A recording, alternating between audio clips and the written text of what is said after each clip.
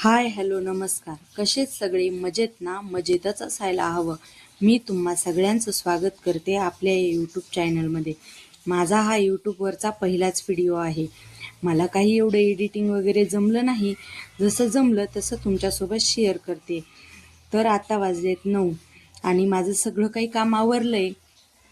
मी भांडी वगैरे धुवून घेतलेत, पुन्हा परतनं कपडे वगैरे झालेत, फरशी वगैरे सगळं काही करून घेतलंय. तर आता मी जेवण बनवणार आहे. तर त्यासाठी मी डाळ तर तुम्ही पाहिलीच, डाळ लावून घेतली, डाळ बनवून घेतली आहे, पुन्हा परतनं राईसही लावला आहे. आता मी भाजी बनवणार आहे. आज मला 9 लोकांचा स्वयंपाक बनवायचा आहे. आता तुम्हाला सगळ्यांना प्रश्न पडला असेल की एवढ्या सगळ्या लोकांचा मी स्वयंपाक काय बनवणार आहे, ते मी सांगतेच. त्यासाठी तुम्ही आधीच व्हिडिओ शेवटपर्यंत बघा.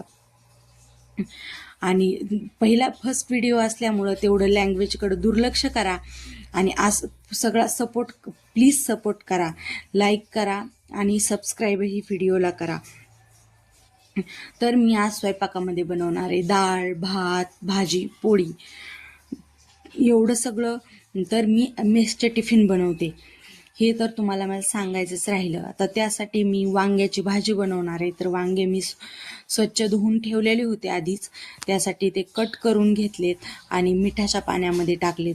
असं केल्याने वांग काळं पडत नाही. त्यासाठी मी मसालाही बनवलाय, तो तुम्ही पहा. त्यासाठी मी एक ताट घेतलंय. ते मधी शौर्याची लुडबुड आहे. शौर्य म्हणजे माझा मुलगा, त्याची तर लुडबुड असतेच. लेकर काही आईला सुखाने काही कामच करून देत नाहीत. तर चला आपण पाहूया मी वांग्याची भाजी कशी बनवली. तर मी काळा मसाला घेतलाय, त्यामध्ये शेंगदाण्याचं कूट थोडंफार घेतलंय. परतनं अंबारी मसाला, मी अंबारी मसाला वापरते. तुम्ही कोणता वापरता आणि तुमच्या काही ट्रिक्स असतील तर ते मला नक्की कमेंटद्वारे कळवा. त्यासाठी मीठ टाकलंय. पुन्हा परतनं हळद यूज केली आहे. मी थोडी हळद यूज करतेच, कारण की मला हळदीशिवाय जमतच नाही. भाजी कशी हो कोणतीही असो, मला हळद लागते म्हणजे लागतेच. मी प्रत्येक भाजीमध्ये हळद वापरतेच. त्यामुळं मी हळदही टाकली आहे. आणि तुम्हाला वाटत असेल काय करायला लागली, पण खरंच फर्स्ट व्हिडिओ आहे आणि एवढं सगळं बोलायचं, एवढं सगळं धाडच, कॉन्फिडन्स थोडासा लो होतोय. पण तरी तुम्ही सगळे खूपच प्रेमळ आहात. त्यामुळं मला आशा आहे की तुम्ही सगळे मला खूप सारा यूट्यूबमध्ये सपोर्ट कराल. ते कुकर चालू आहे, राईस बनवायलाच राईस लावलेला आहे. आता वांगे सगळे वांग्यामध्ये मसाला भरून घेतला आहे. साईडला मी पाणी गरम करायला ठेवलं होतं आणि आम्ही शेगडी यूज करतो. तर शेगडीला काही एवढी पॉवर नव्हती, तरीही म्हटलं पाणी गरम करायला ठेवावं, कारण की भाजीला पटकन उकळी येते. तर वांगे सगळे भरून तर घेले. तोपर्यंतच मधीच शौर्याचा मम्मा मला भूक लागली आहे, मम्मा मला भूक लागली आहे. तर चल बाबा म्हणलं तुला काहीतरी खायला देते. तर त्याला खायला देण्याच्या आधी म्हणलं वांग्याची तयारी करून त्याला खायला द्यावं काहीतरी. त्यासाठी मी लसण आणि खोबरं, मला मिक्सरमध्ये काही केलेलं आवडत नाही, त्यामुळं मी खलबत्त्यामध्ये कुटून घेतलं. ते सगळं होतच होतं तोपर्यंत कुकरच्या शिट्टीचं चालूच होतं. ती शिट्टी मध्ये मध्ये आतमध्ये होत होती आणि ते करून ते शौर्यची मध्ये लुडबुड चालूच आहे की मम्मा मला काहीतरी गंमत दे, मम्मा मला काहीतरी गंमत दे. त्याला म्हटलं चल देते तुला, आधी वांग्याच्या भाजीला फोडणी दे, भाजीला फोडणी टाकते आणि मग तुला खायला गंमत देते. आणि तरीही तो काही शांत बसना. त्यामुळं म्हणलं चल तुला आधीच देते. आणि मग तो नॉनव्हेज आहे आणि मीही नॉनव्हेज खाते, त्यामुळं मी मग 2 अंडे घेतले आणि त्याला, माझ्याकडे इंडक्शनही आहे, त्यामुळं मग मी इंडक्शनवरती त्याला अंडी उकडायला टाकले आणि तो असे अंडे वगैरे दिले की हाताने जेवण करतो आणि मग मला खाऊ घालायचा प्रश्नच येत नाही. तर आता वांग्याची फोडणी देण्यासाठी मी तेल वगैरे घातलं होतं. तेल टाकलं, परत त्यामध्ये जिरे मोहरी वगैरे टाकून घेतली आणि मसाला वगैरे भरला. वांगे वगैरे टाकून घेतली. त्यामध्ये आता गरम पाणी टाकायचं असतं. मी गरम पाणी करूनच टाकते, कारण की ना ते खराब होत नाही, म्हणजे वेगळेच होतात ते वांगे गार थंड पाणी टाकल्यावर. आणि गरम पाणी टाकलं की छान अशी मस्त अशी लसलशीत तर्रीही येते आणि खायलाही टेस्टी लागतं. तेवढ्यात नवरोबाचा कॉल आला. की अरे अजून 5 लोकांचा स्वयंपाक बनवायचा. मग तर एवढं टेन्शन आलं की करू काय. मग म्हटलं चला होऊनच जाईल. तुमच्यासोबत बोलत बोलत आणि तुमच्यासोबत शेअर करत करत काम कसं आणि वेळ कसा जातो हेच समजत नाही. मी इकडं स्वयंपाक बनवत होते आणि तिकडं मग मला प्रश्न पडलेला की आत्ता वाजले 11:30. मी 1 वाजेपर्यंत पोळ्या परतनं एक भाजी तर झाली, दुसरी भाजी कशी बनवणार. तर आता बनवते कशी तरी. आता वांग्याची फोडणी दिली तर शौर्याचं इकडं चालू आहे डान्स काम. लेकरं म्हणलं की धमाल मस्ती आलीच. आणि आता तर सध्या दिवाळीची सुट्टी आहे, त्यामुळं हा शाळेतही जात नाही, याच्या शाळेलाही सुट्टी आहे. मग वांग्याची भाजी बनवली तर डाळीला तडका द्यायचा राहिलाच होता.